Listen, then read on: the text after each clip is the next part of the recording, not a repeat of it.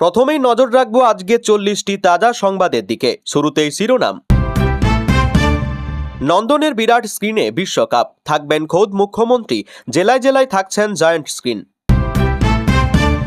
শুভেন্দু তৃণমূলে থাকতেই মোদির নিশানায় ছিল ভাইপোর অফিস, মুখ্যমন্ত্রী হয়ে প্রধানমন্ত্রীর অভিযোগের বিহিত করলেন।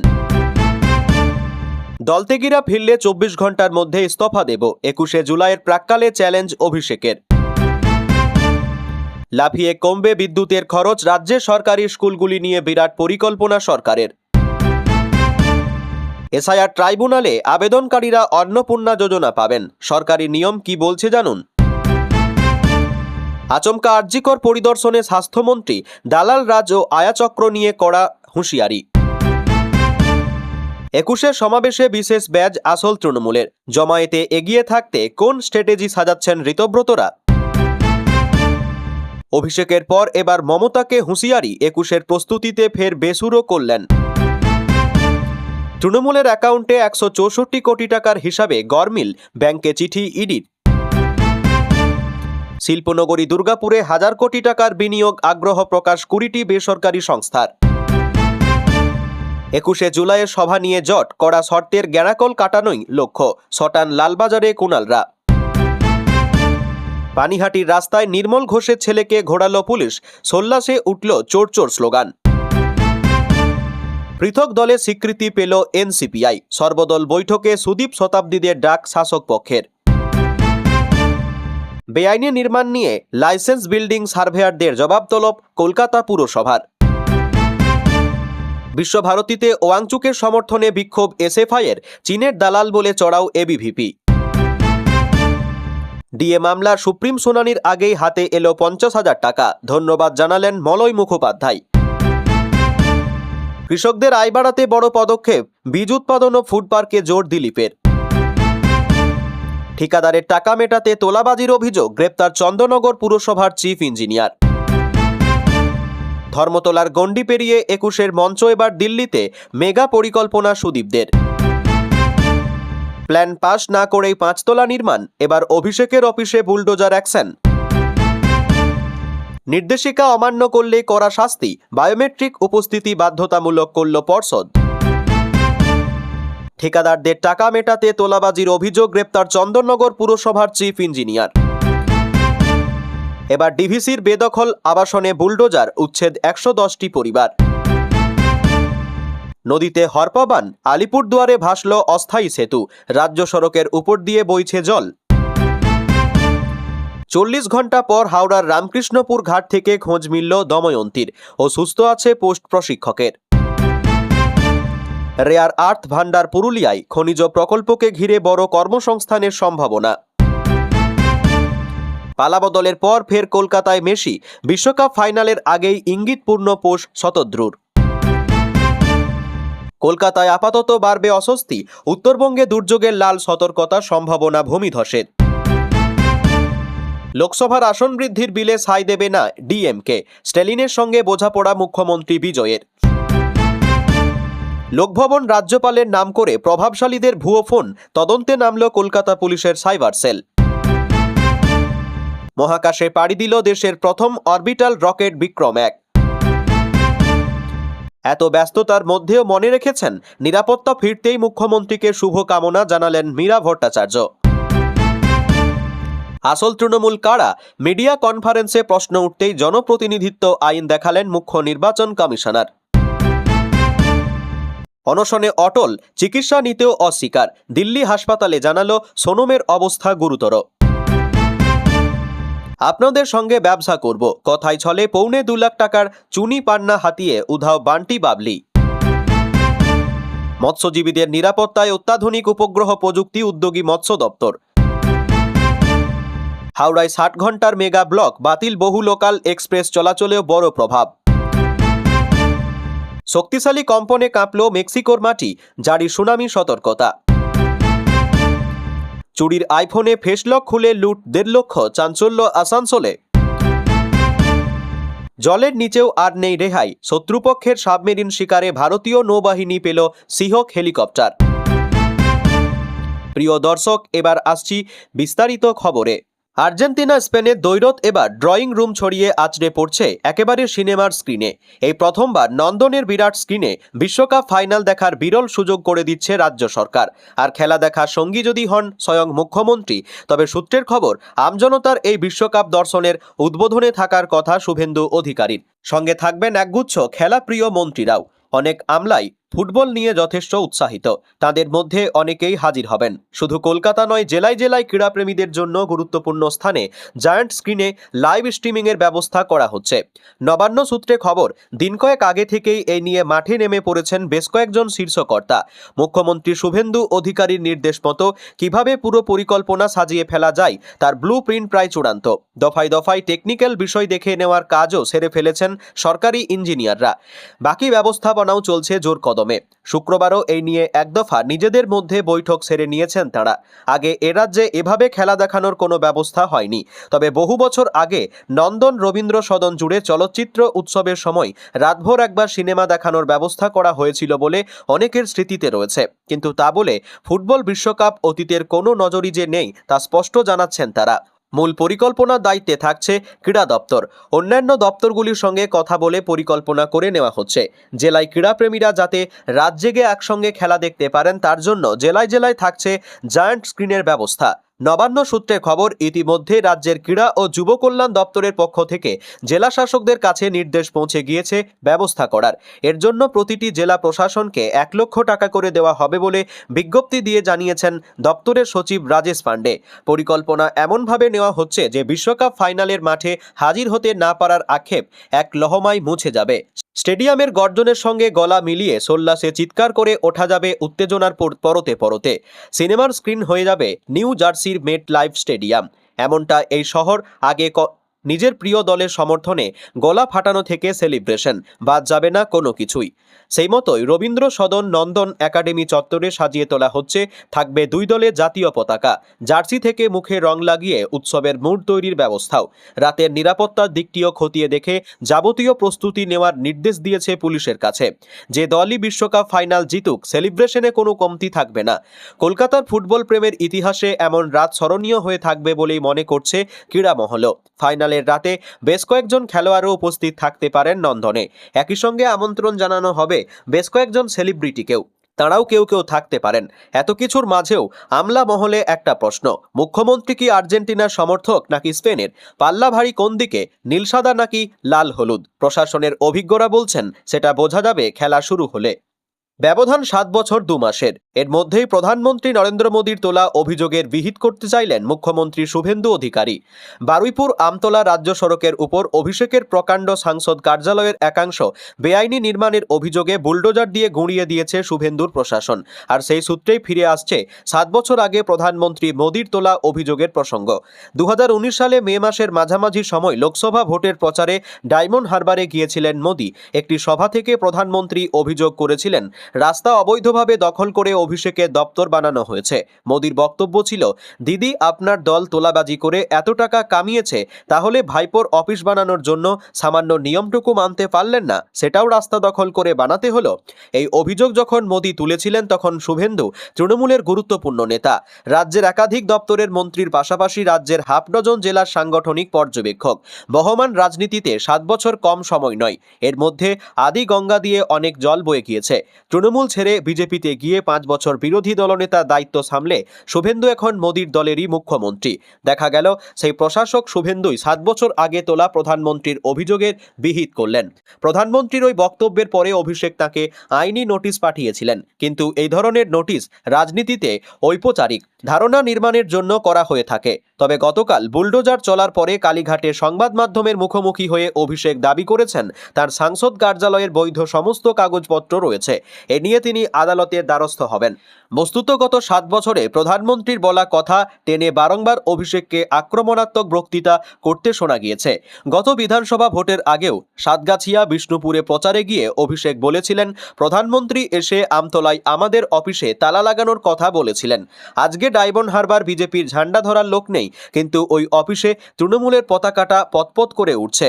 ভোটের পরে অবশ্য গোটা ডায়মন্ড হারবার জুড়ে ছবিটা আমূল বদলে গিয়েছে। যে এলাকায় আগে অন্য রাজনৈতিক দলের পতাকা অনুবীক্ষণ যন্ত্র দিয়ে খুঁজতে হতো, এখন সেখানেই ভয় আউট ভরসা ইন লেখা ঢাউস ঢাউস হোর্ডিং। 2 বছর আগে অভিষেক ডায়মন্ড হারবারে 7 লক্ষাধিক ভোটে জিতে নজির গড়েছিলেন, কিন্তু বিধানসভা ভোটের পর থেকেই মডেল ডায়মন্ড হারবার বিপন্ন। সাতগাছিয়া আগেই জিতেছিল বিজেপি, ফলতায় পুনর্নির্বাচনে অভিষেকে দক্ষিণ হস্ত বলে খ্যাত জাহাঙ্গীর খান ময়দান ছেড়ে দেওয়ায় পদ্ম শিবির কার্যত ওয়াকওভার পেয়ে যায়। বাকি 5টি বিধানসভা তৃণমূল জিতলেও 3 বিধায়ক কালীঘাটের হাত ছেড়েছেন। ডায়মন্ড হারবারের মুখ্যমন্ত্রী শুভেন্দু প্রশাসনিক ফুলের তোড়া নিয়ে হাজির হয়ে শুরুটা করেছিলেন পান্নালাল হালদার। তারপর একে একে মহেশতলা শুভাশিস দাস, মেটিয়া বুরুজের আব্দুল খালেক মোল্লারা হীরক খচিত অভিষেকের বন্দর ছেড়ে ঋতব্রত বন্দ্যোপাধ্যায়ের শিবিরে নগর ফেলেছেন। জমি দুর্নীতি মামলায় জেলে রয়েছেন বিষ্ণুপুরের বিধায়ক দিলীপ মণ্ডল। টিম করে কেবল টিকে রয়েছেন বজবজের প্রবীণ বিধায়ক অশোক দেব। বিধানসভা ভোট মেটার পর থেকে অভিষেকের ডায়মন্ড হারবার রাজনৈতিকভাবে দুর্মুষ হচ্ছিল। গতকাল প্রশাসনিক বুলডোজার চলল সাংসদ কার্যালয়ে। অভিযোগ করেছিলেন প্রধানমন্ত্রী মোদী, বিহিত করলেন মুখ্যমন্ত্রী শুভেন্দু। ব্যবধান 7 বছর। বারবার বিদ্রোহীদের নিশানায় তিনি, এমনকি মমতা বন্দ্যোপাধ্যায় শিবিরের গুটি কয়েক সেনার মাঝেও তিনি সমালোচিত। কেউ তো বলে দিয়েছেন অভিষেক থাকলে তারা দলে থাকবে না।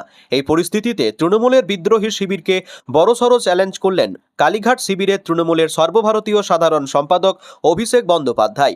গতকাল বাড়ির সামনে থেকে সাংবাদিকদের মুখোমুখি হয়ে বললেন, যদি ওদের কেউ ফিরে আসে আমি 24 ঘন্টার মধ্যে ইস্তফা দেব, মিলিয়ে নিন, একজনও আসবে না। সমালোচনা করলেন ঋতব্রত শিবিরকেও।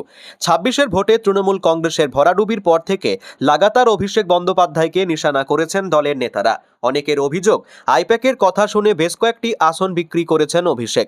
সেসব আসনে গোহারা হেরেছেন তৃণমূলের প্রার্থীরা।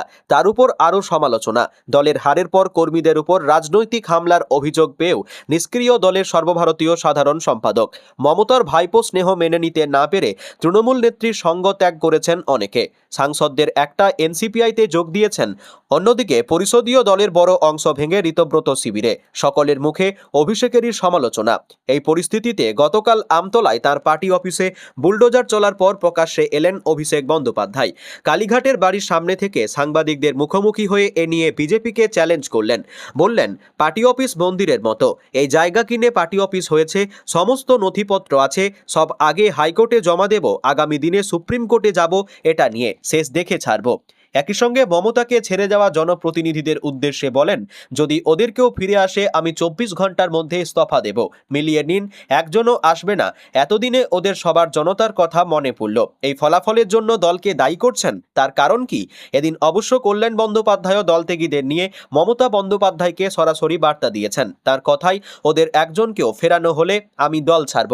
রাজনৈতিক মহলের মত, কল্যাণ বন্দ্যোপাধ্যায়, রাজীব বন্দ্যোপাধ্যায়, অনুব্রত মণ্ডল সহ দলের একাধিক পুরনো নেতাদের সরাসরি যে বক্তব্য, অভিষেক দলে থাকলে তাঁরা নেই, সেই বক্তব্যকে কার্যত পাল্টা আক্রমণ করলেন ডায়মন্ড হারবারের সাংসদ।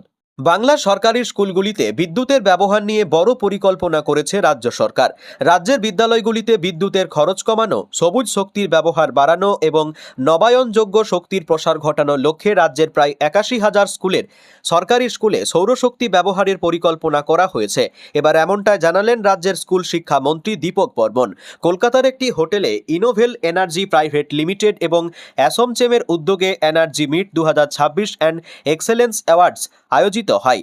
এই অনুষ্ঠানের মূল আলোচ্য বিষয়বস্তু ছিল বিকশিত ভারতের জন্য বিকশিত বাংলা, যেখানে উপস্থিত হয়েছিলেন রাজ্যের স্কুল শিক্ষামন্ত্রী।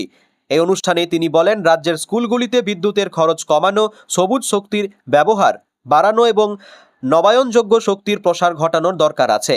এতে একদিকে যেমন শিক্ষা প্রতিষ্ঠানগুলি আরও পরিবেশ বান্ধব হয়ে উঠবে, তেমনি দীর্ঘমেয়াদী বিদ্যুতের খরচ কমানো সম্ভব হবে। বাংলার প্রায় 81,000 সরকারি বিদ্যালয়ের ছাদে সোলার প্যানেল বসানোর পরিকল্পনা করেছে রাজ্য সরকার। এই প্রকল্প বাস্তবায়নের জন্য বিভিন্ন শিল্প সংস্থার CSR তথা কর্পোরেট সোশ্যাল রেসপন্সিবিলিটি তহবিল থেকে আর্থিক সহায়তার আবেদন জানিয়েছেন রাজ্যের মন্ত্রী। বলেন, এই উদ্যোগ রাজ্যে সবুজ জ্বালানি, পরিবেশ বান্ধব শিল্প ও নতুন বিনিয়োগ বৃদ্ধির ক্ষেত্রে গুরুত্বপূর্ণ ভূমিকা নেবে। এছাড়া কেন্দ্রীয় রাষ্ট্রায়ত্ত সংস্থাগুলির কাছেও বাংলায় সৌরবিদ্যুৎ প্রকল্পে আরও বেশি বিনিয়োগ করার আবেদন জানিয়েছেন। রাজ্যের সরকারি স্কুলগুলি নিয়ে একের পর এক পদক্ষেপ নিচ্ছে রাজ্য সরকার। ইতিমধ্যে ডিজিটাল কন্টেন্ট ক্রিয়েটর ল্যাব তৈরির উদ্যোগ নিতে শুরু করেছে স্কুল শিক্ষা দপ্তর, যেখানে নবম থেকে দ্বাদশ শ্রেণীর পড়ুয়াদের অ্যানিমেশন, ভিএফএক্স ইত্যাদির শেখানো হবে। এবার বাংলার প্রায় ৮১,০০০ সরকারি স্কুলে সৌরবিদ্যুৎ ব্যবহারের পরিকল্পনার কথা জানালেন স্কুল শিক্ষামন্ত্রী। অন্নপূর্ণা যোজনা নিয়ে প্রশ্নের শেষ নেই। কারা এই প্রকল্পের টাকা পাবেন আর কারা পাবেন না, এই নিয়ে এখনও অনেকে সংশয়ে রয়েছেন। কারো কারো প্রশ্ন, এসআইআর-এর বিচারাধীন থাকা তথা ট্রাইব্যুনালে আবেদনকারীরা কি এই প্রকল্পের সুবিধা পাবেন? সেক্ষেত্রে সরকারি নিয়ম কি বলছে জেনে নেওয়া যাক। সরকারি নিয়মে পরিষ্কার জানানো হয়েছে, রাজ্যে যেসব মহিলারা নাগরিকত্ব সংশোধন আইনের অধীনে আবেদন করেছেন ও যারা এসআইআর ট্রাইব্যুনালে আপিল করেছেন, তাদের আবেদন নিষ্পত্তি না হওয়া অবধি অন্নপূর্ণা যোজনার আর্থিক সহায়তা পাবেন। একই কথা জানিয়েছিলেন রাজ্যের পুর ও নগর উন্নয়ন মন্ত্রী অগ্নিমিত্রা পালও। অগ্নিমিত্রা বলেছিলেন, বিচারাধীন ভোটারদের নিয়ে একটা সংশয় তৈরি হয়েছে। অনেকেরই ট্রাইব্যুনালে নথি যাচাইয়ের কাজ চলছে। ট্রাইব্যুনালে যাদের নাম আছে তারা এই প্রকল্পের সুবিধা পাবেন, তাদের নাম বাদ যাবে না। একই সঙ্গে সিএ এর জন্য যারা আবেদন করেছেন তাদের জন্য স্বস্তির বার্তা দিয়েছিলেন রাজ্যের পুর ও নগর উন্নয়ন মন্ত্রী। তিনি বলেছিলেন, নাগরিকত্ব আইনের অধীনে যারা আবেদন করেছেন তাদের নামও কাটা যাবে না। তৃণমূল আমলে লক্ষ্মীর ভাণ্ডারের জায়গায় অন্নপূর্ণা যোজনা চালু করেছে বিজেপি সরকার। বর্তমানে রাজ্য জুড়ে জোর কদমে অন্নপূর্ণা যোজনায় আবেদনের কাজ চলছে। সেই সঙ্গেই যোগ্য উপভোক্তাদের বেছে নিয়ে ইতিমধ্যে 2টি কিস্তি দেওয়া হয়ে গিয়েছে। জুলাই মাসে 1,30,00,000-এর বেশি উপভোক্তার অ্যাকাউন্টে টাকা পাঠিয়েছে রাজ্য। আপাতত আগস্টে 3,000 টাকার অপেক্ষায় রয়েছেন উপভোক্তারা। সরকারি হাসপাতালগুলিতে পরিষেবার মান বৃদ্ধি, স্বচ্ছতা এবং রোগীবান্ধব পরিবেশ সুনিশ্চিত করতে এবার আরও কঠোর অবস্থান নিল রাজ্য প্রশাসন। গতকাল দুপুরে হঠাৎ করে কলকাতার ঐতিহ্যবাহী আরজিকর মেডিকেল কলেজ ও হাসপাতালে আকস্মিক পরিদর্শনে যান রাজ্যের স্বাস্থ্যমন্ত্রী শারদত্ত মুখোপাধ্যায়। আর যেখানে গিয়েই হাসপাতালের সামগ্রিক পরিচ্ছন্নতা, রোগী পরিষেবা, সোর্সের মধ্যে থাকা ভূত তথা দালাল চক্র এবং সাধারণ রোগীদের চরম ভোগান্তি নিয়ে একাধিক অস্বস্তিকর প্রশ্ন তুলে হাসপাতাল কর্তৃপক্ষকে রীতিমতো কাঠগড়ায় দাঁড় করান। সেই সঙ্গে তিনি সাফ জানিয়ে দিয়েছেন, আগামী দিনেও রাজ্যের সমস্ত সরকারি হাসপাতালে এই ধরনের আচমকা পরিদর্শন নিয়মিত জারি থাকবে। তাই কর্তাদের সবসময় সজাগ থাকতে হবে।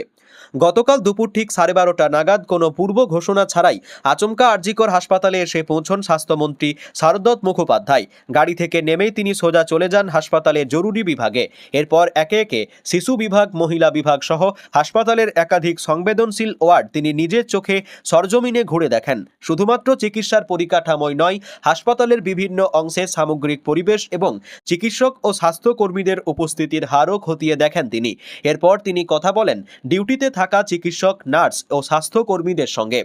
হাসপাতালে শীর্ষ আধিকারিক ও কর্তাদের সঙ্গেও একটি জরুরি বৈঠক করেন তিনি। ওয়ার্ডের পাশাপাশি চিকিৎসক পড়ুয়াদের আবাসন বা হোস্টেল চত্বরেও যান স্বাস্থ্যমন্ত্রী। সেখানে গিয়ে চারপাশের অস্বাস্থ্যকর পরিবেশ ও হাসপাতালের পরিচ্ছন্নতার বেহাল দশা দেখে চরম অসন্তোষ প্রকাশ করেন তিনি। বেশ কয়েকটি ক্ষেত্রে হাসপাতাল কর্তৃপক্ষের স্পষ্ট অনীহা ও গাফিলতির ছবি তাঁর নজরে আসায় তিনি অনতি বিলম্বে ব্যবস্থা নেওয়ার জন্য কড়া বার্তা দেন। পরিদর্শন শেষে সাংবাদিকদের মুখোমুখি হয়ে স্বাস্থ্যমন্ত্রী শারদত্ত মুখোপাধ্যায় হাসপাতালে কোনো রোগী ভর্তি হওয়ার পর তার পরিবারের উপর জোর করে বেসরকারি আয়া রাখার জন্য চাপ সৃষ্টি করার যে চেনা প্রবণতা রয়েছে তা অবিলম্বে বন্ধ করার কড়া নির্দেশ দেওয়া হয়েছে।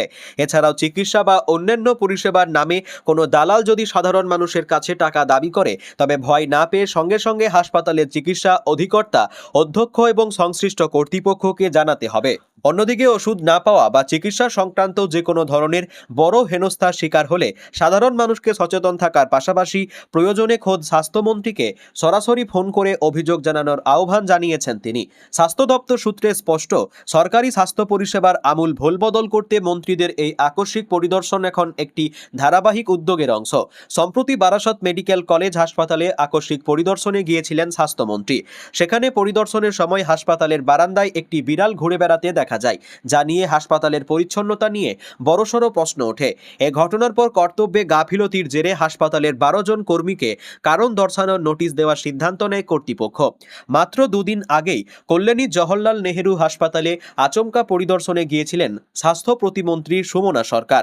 সেখানে বিভিন্ন ওয়ার্ড ঘুরে দেখার সময় কোনো সিনিয়র চিকিৎসকের উপস্থিতি না থাকায় তিনি চরম বিস্ময় প্রকাশ করেন।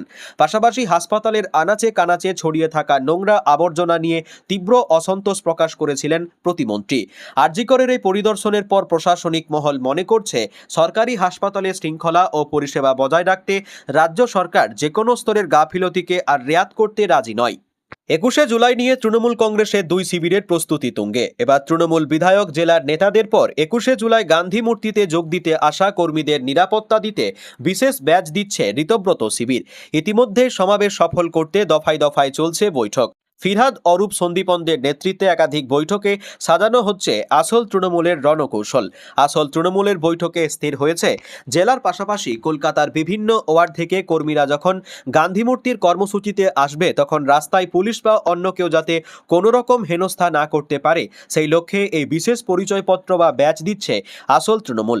শুক্রবার বিধানসভায় বিরোধী দলনেতার ঘরে বসে বিভিন্ন জেলায় দলীয় বিধায়ক ও জেলা সভাপতিদের ব্যাচ বন্টনের পাশাপাশি কালীঘাট তৃণমূলকে বাড়া দেওয়ার নানা কৌশল নিয়ে আলোচনা হয়। অন্যদিকে ভাঙন কিছুতেই থামছে না, বরং 21শে জুলাইয়ের আগে আরও বড় মাপের ধস নামছে কালীঘাট তৃণমূলে।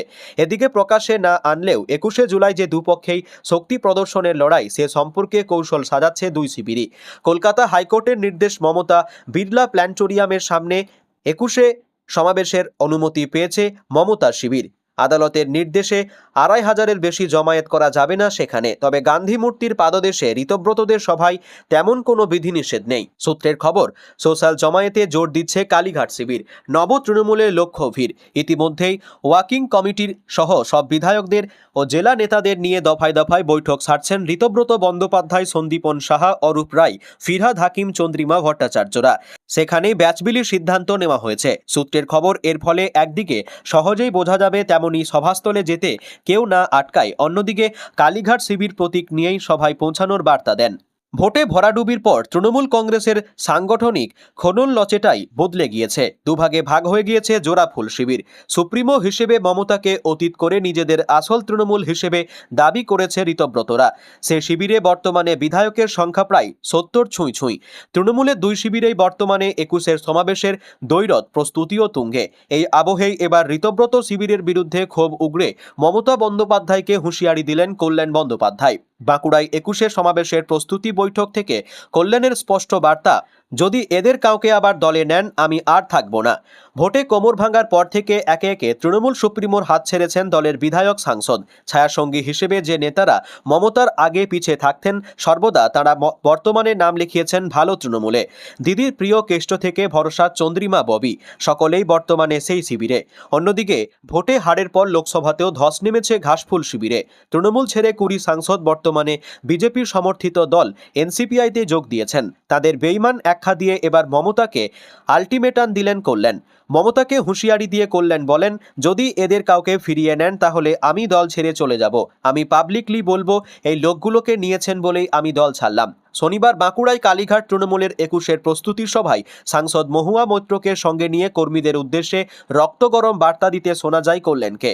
কর্মীদের উদ্দেশ্যে কল্যাণ বলেন, কোনো আফসোস নয়, যারা গেছে যাক, নিজেদের তীর যেন ঘুরে না যায় সেটা দেখতে হবে। পাশাপাশি ভোটের ভরাডুবির জন্য দলের একাংশের সিদ্ধান্তকে এদিন ফের কাঠগড়ায় তোলেন কল্যাণ।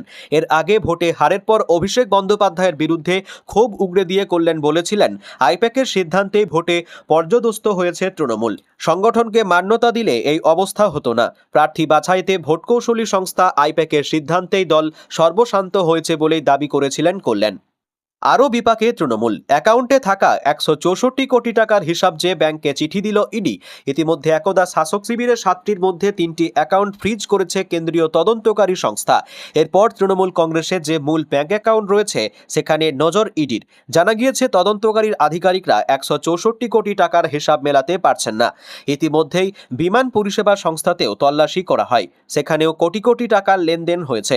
এবার তৃণমূলের যে মূল ব্যাংক অ্যাকাউন্ট রয়েছে তার যাবতীয় লেনদেনের হিসেব চেয়ে ব্যাংকে চিঠি দিল ইডি। বেশ কয়েকদিন আগে তৃণমূলের ডামাডোলের মাঝে একদা কোষাধ্যক্ষ হিসেবে দলের ব্যাংক অ্যাকাউন্ট ফ্রিজ করার দাবিতে চিঠি লেখেন অরূপ বিশ্বাস। এইচডিএফসি ব্যাংকের সেন্ট্রাল প্লাজা শাখায় লেখা চিঠিতে অরূপ নিজেকে তৃণমূলের কোষাধ্যক্ষ হিসাবে পরিচয় দেন। তার বক্তব্য, দলের মধ্যে ব্যাপক গণ্ডগোল চলছে। সাংসদদের অনেকে দল ছেড়ে দিয়েছেন, আবার বিধায়কদের মধ্যে অনেকে বিদ্রোহ ঘোষণা করেছেন। ফলে দলের কর্তৃত্ব কার হাতে থাকবে স্পষ্ট নয়। তাই এই অবস্থায় দলের অ্যাকাউন্টকে সুরক্ষিত রাখতে সমস্ত লেনদেন বন্ধ রাখা হোক, না হলে জটিলতা তৈরি হতে পারে। অরূপের সাপ কথা, যতক্ষণ না দলের কর্তৃত্ব সংক্রান্ত সমস্যার নিষ্পত্তি হচ্ছে ততক্ষণ যেন অ্যাকাউন্টে কোনো লেনদেন না হয়। এমনকি দলীয় দপ্তরে তার সই করা যে চেকগুলি রয়েছে সেগুলির অপব্যবহার হতে পারে বলেও আশঙ্কা করেন অরূপ। সেই চিঠিকে সমর্থন জানিয়েছেন ঋতব্রত বন্দ্যোপাধ্যায়। বলেছিলেন, ওই অ্যাকাউন্টে কাটমানি টাকা রয়েছে কিনা কে জানে। আমি অরূপ বিশ্বাসের সঙ্গে সহমত, তদন্ত হওয়া উচিত। এই প্রেক্ষাপটে বিধাননগর দক্ষিণ থানায় ঋতপন্থী 10 তৃণমূল বিধায়ক অবিলম্বে অ্যাকাউন্ট ফ্রিজ করার আর্জি জানিয়েছিলেন। তারপরই তদন্ত শুরু হয়। ইডির দাবি, তৃণমূলের অ্যাকাউন্ট থেকে কোটি কোটি টাকার সন্দেহজনক লেনদেনের হদিশ মিলেছে। কেন্দ্রীয় এই তদন্তকারী সংস্থার দাবি, বিপুল এই টাকা গিয়েছে কেয়ারওয়েল অ্যাভিয়েন্স নামক একটি সংস্থা ও তাদের সহযোগী বিভিন্ন সংস্থার অ্যাকাউন্টে। তাৎপর্যপূর্ণভাবে এই কেয়ারওয়েল অ্যাভিয়েশনই অভিষেক বন্দ্যোপাধ্যায় সহ ভিআইপিদের বিমান ভাড়া দেয়। ইডি সূত্র বলছে, ওই সংস্থাকে তৃণমূলের দলীয় তহবিল থেকে প্রায় 160 কোটি টাকা দেওয়া হয়। সেই টাকা দিয়ে সংস্থাটি একটি বিমান এবং একটি অগুস্টার হেলিকপ্টার কেনে। মজার কথা হলো, ওই বিমান এবং হেলিকপ্টারটি অভিষেক বন্দ্যোপাধ্যায় সহ তৃণমূল নেতাদেরই ভাড়া দেওয়া হতো।